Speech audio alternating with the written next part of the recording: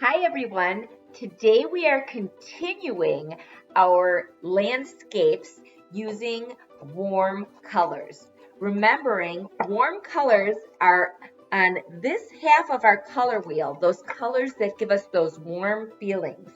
Orange, red, and yellow. And those are the colors we are going to be using today. You are going to need the following. Excuse me.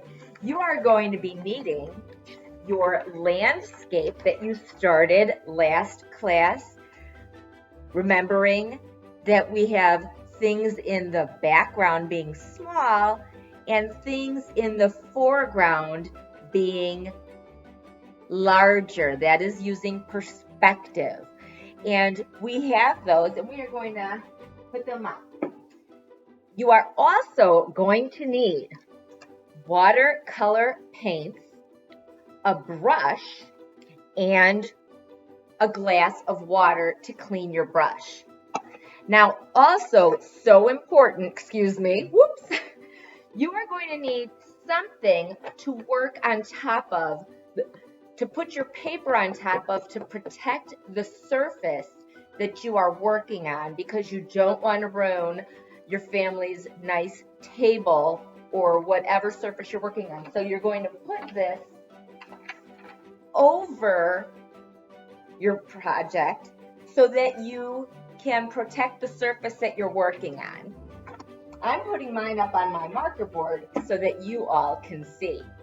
Now let's take a second to talk about painting and brushes. Paintbrushes are soft, and we use them gently. We just want to lightly touch the paper when we use them. We also do not want to go like this because it is not a toilet brush. It is a paintbrush. When we do that, it really destroys our brush. And we want to keep our brushes nice for the entire year. And we want to make sure our project comes out nice. Another painting tip when we're using it is not to dig into the paint because we are not scooping it out and spooning it. We are brushing it. And the key to doing this is the water. I am going to, I'll put it right here, maybe you can see it. Take my water, put my brush into it, and then I'm going to wet the paint. Make sure it's really wet. That's how we do it. We don't want to dig in, we want to wet it so that it comes out on our brush, and then we're just going to start painting. Remembering, we're only using reds, oranges, and yellow. If I see it starting to dry up, I'm just going to wet my brush again and start painting some more. Now, if I feel like there's a lot of paint, I don't even need to get more paint to just put water over it and spread the color. That's the beauty of watercolors. They really spread. Now, if I want to switch colors, I don't want to get that orange into my yellow on my palette because it'll really ruin it. So I want to make sure I really clean that brush. And then I can go to my yellow and add it in. And I can blend the colors.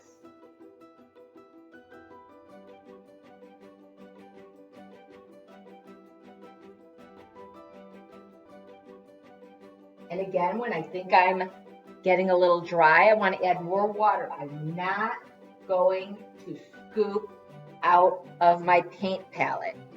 Clean my brush, wet the other color I want to use, and maybe start adding that. And watercolors, the great thing about them is because they're water-based, we can really blend colors nicely. I'm going to show you an example of a completed project that I finished. And it looks like this. You can see I blended the colors. I painted the entire composition using those warm colors. Like you do see I used a little pop of blue just to make it pop a little, but I really used only warm colors to create this fall scene. And you can see my hat goes along with our project today. When you have finished, let it dry. Then we are going to ask ourselves those ever important questions using our rubric.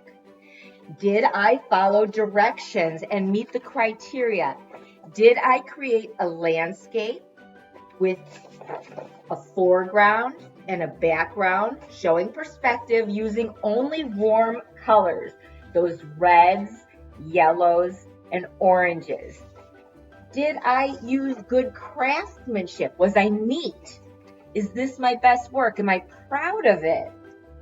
And creativity. Is this an original piece that I myself created? If you say yes to these questions, you sign your name because that is what great artists do.